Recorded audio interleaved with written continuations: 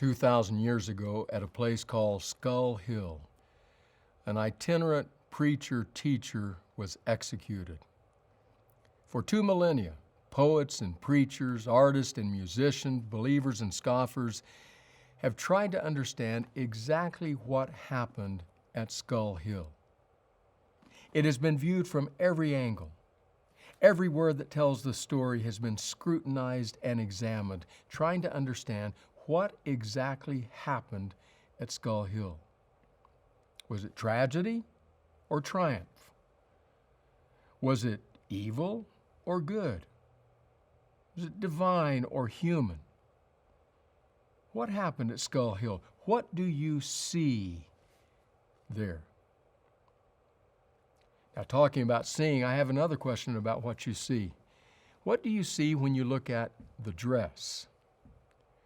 The dress, that's how it became known. It all started in late 2015 when a couple, Grace and Keir Johnston, in Scotland were getting married. The bride's mother went to Cheshire Mall, north of Chester, England, looking for the dress that she would wear to her daughter's wedding.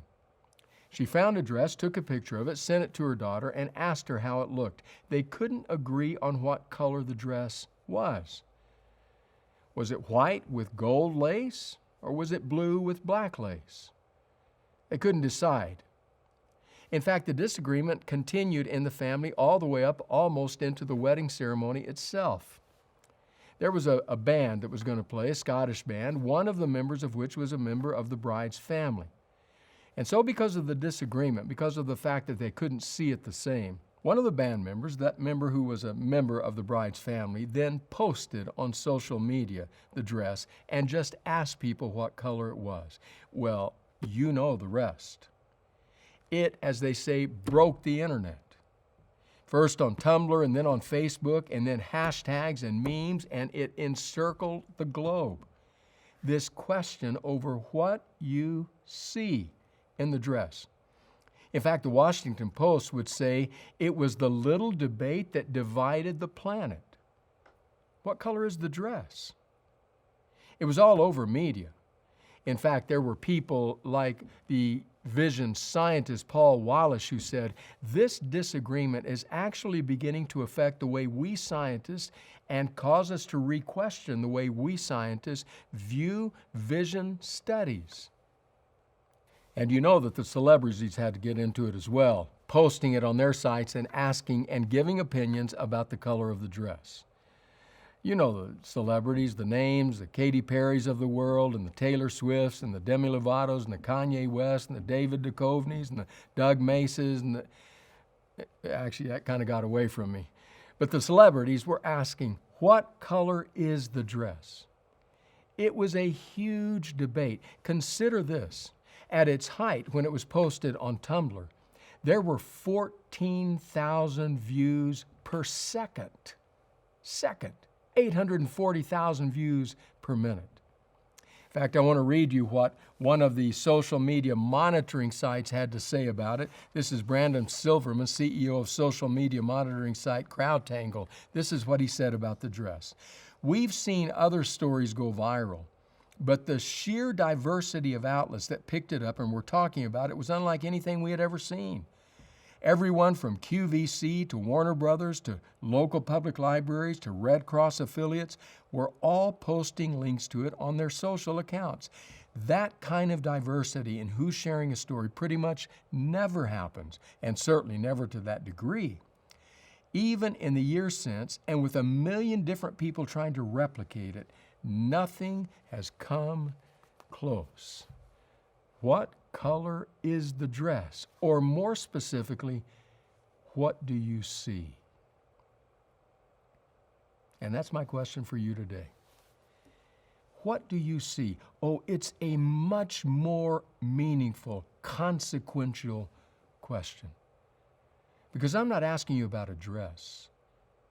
I'm asking you about the execution of that teacher-preacher at Skull Hill. What do you see? Triumph or tragedy?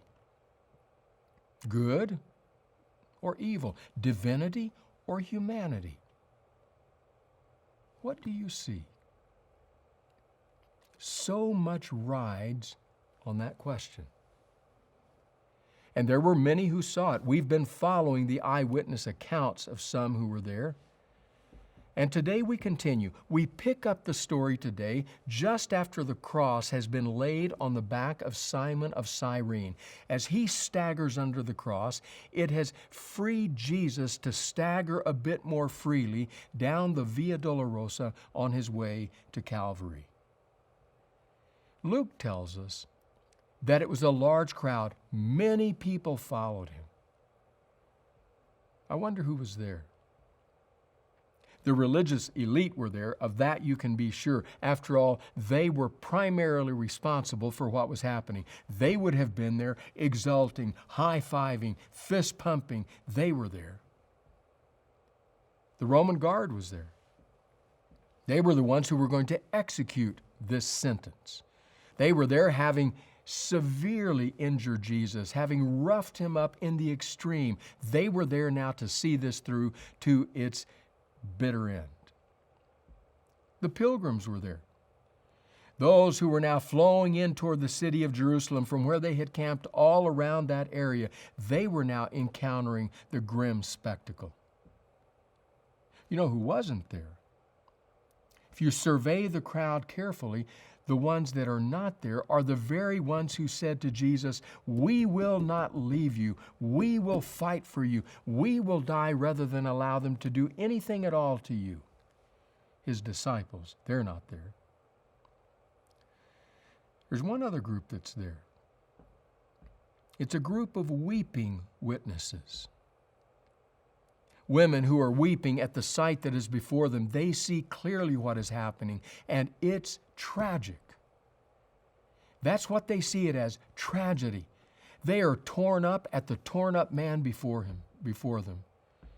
They see this man who has accepted the rejected now being rejected himself.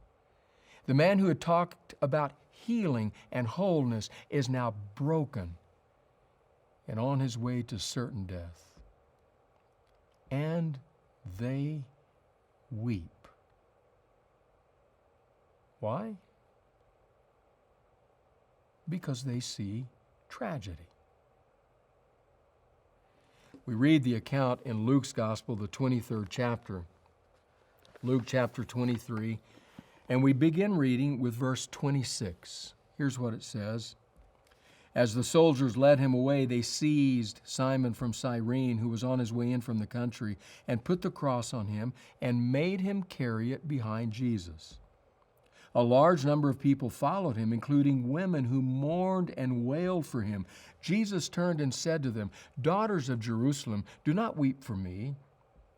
Weep for yourselves and for your children. For the time will come when you will say, 'Blessed are the childless women, the wombs that never bore and the breasts that never nursed.' Then they will say to the mountains, 'Fall on us,' and to the hills, 'Cover us.' For if people do these things when the tree is green, what will happen when it is dry?" 2 other men, both criminals, were also led out with him to be executed. When they came to the place called the Skull, they crucified him there along with the criminals, one on his right, the other on his left. What do you see at Calvary? What did these weeping witnesses, these women, see? Certainly they would have seen a man who was one of their people, in fact, a man of the people. He was part of their nation, part of their tribe, you might say. And yet now he was being brutally tortured, about to be executed by the Roman occupiers. It was tragic. It was a horrific spectacle. And as they view that tragedy, they beat their breasts. That's what the word means. And weep loudly. That's what the other word means in the original. Because they see tragedy. Now, it is also possible that these women had known Jesus or known of him. It's possible that they were followers of his. Possible that they had followed his ministry, had seen the sick healed, had seen the hungry fed, had seen the rejected welcomed. It's possible that there had been born within their hearts a yearning, a desire for the Messianic kingdom. Could he be the one? If so, then they not only saw the grim spectacle of the occupiers executing one of their own, they also saw the death of their dreams and Messianic hopes, tragic in the extreme. They saw tragedy, and so they wept. What do you see? Jesus saw them. In the midst of his own intense suffering, he spoke to them. He spoke to them in language that to some has been a bit cryptic. But he said to them, "Are you weeping because of what's happening to me? Weeping because you see this as tragic? Are you weeping because this tragedy is affecting your lives? Daughters of Jerusalem, if that's the case, you don't know tragedy. Because the tragedy that lies ahead of you is intense in the extreme compared to what's happening to me. I'm but a green tree. A green tree will burn, but not that much. What happens when that green tree becomes deadwood, driftwood? It will blaze with fury. That day is coming. Because if this is what this empire will do to a man who preached love and peace, imagine what they will do to an entire city that is filled with sedition and revolutionary violence. That's when you will see tragedy." I want to read to you. It's probably the best depiction I've encountered of what happens when the city of Jerusalem is destroyed by Titus in AD 70. I go back to Simon Segab Montefiore to read this description of what happened. This is the time Jesus is referring to when he says, "What will they do when the tree is dry?" Listen to these words. "Around the walls there were gruesome scenes that must have resembled hell on earth. Thousands of bodies putrefied in the sun. The stench was unbearable. Packs of dogs and jackals feasted on human flesh. In the preceding months, Titus had ordered all prisoners or defectors to be crucified. 500 Jews were crucified each day. The Mount of Olives and the craggy hills around the city were so crowded with crucifixes that there was scarcely room for any more, nor trees to make them. Titus's soldiers amused themselves by nailing their victims splayed and spread-eagled in absurd positions. So desperate were many Jerusalemites to escape the city that as they left, they swallowed their coins to conceal their treasure, which they hoped to retrieve when they were safely clear of the Romans. They emerged puffed up with famine and swelled like men with dropsy, but if they ate, they burst asunder. As their bellies exploded, the soldiers discovered their reeking intestinal treasure troves, so they started to gut all the prisoners, eviscerating them and searching their intestines while they were still alive. But Titus was appalled and tried to ban these anatomical plunderings, to no avail. Titus's Syrian auxiliaries, who hated and were hated by the Jews with all the malice of neighbors, relished these macabre games. The cruelties inflicted by the Romans and the rebels within the walls compare with some of the worst atrocities of the 20th century.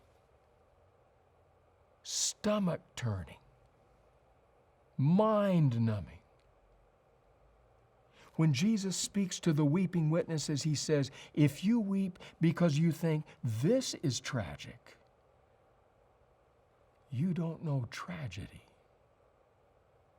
because of what is yet to come." What do you see at Calvary?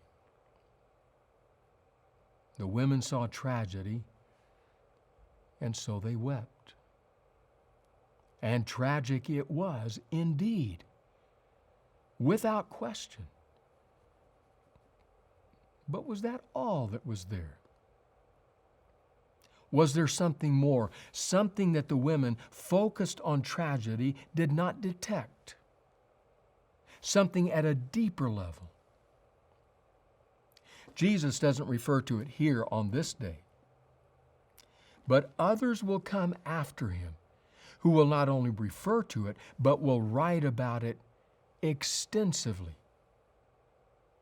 They will take this term, the cross, and it will become one of the most precious terms in the Christian heritage.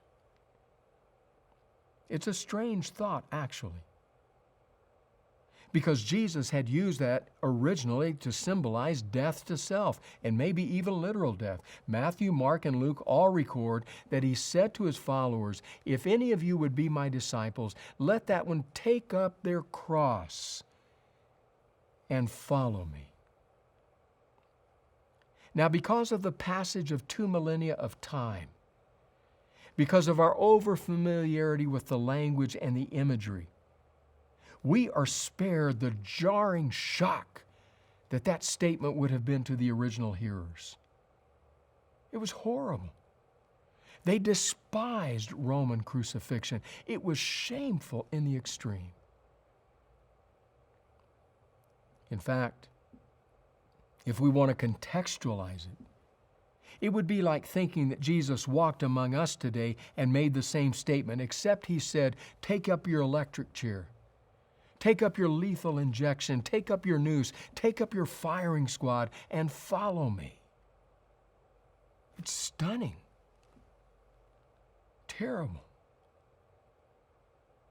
And yet, because of the complexity of what happened at that place called Skull Hill, that term was redeemed to talk about the deeper level of what took place there. In fact, the Apostle Paul, who will write about these matters extensively, will one day write to his friends in Galatia and will say to them, "God forbid that I should glory in anything but the cross of Jesus Christ my Lord." What is Paul saying? Is he glorying in that over which the weeping witnesses wept? Is he mocking their sorrow? What is Paul saying? Is he exulting, honoring, glorying in the cross? The reality is there are two distinct things that are happening at Calvary that day, two distinct realities that we must see. It's captured well in the words from the book Desire of Ages, Ellen White, who says this: "At the cross of Calvary, love and selfishness stood face to face. Here was their crowning manifestation. Christ had lived only to comfort and bless, and in putting him to death, Satan had manifested the malignity of his hatred against God. He made it evident that the real purpose of his rebellion was to dethrone God and to destroy him through whom the love of God was shown." Love and selfishness stood face to face, she says. Two realities are present at the cross. Those have often been spoken of as the cross and the crucifixion. I want to take you back to the meaning of those two realities that are happening at the same time at Skull Hill. I was thinking I ought to remind our congregation, our Loma Linda University Church family, of this every single year at Easter. Because a failure to understand this is to miss the depth and the riches of Calvary. But to capture it is to see the glory of that moment. You see, the cross is the love of God. The crucifixion is the hatred of humanity. The cross is God's glory. The crucifixion is human shame. The cross is God at his highest. The crucifixion is humanity at its lowest. The cross is the magnanimous glory of God. The crucifixion is the offensive repugnance of humanity. The cross is God saying, "I will die for you." The crucifixion is humanity saying, "We will kill you."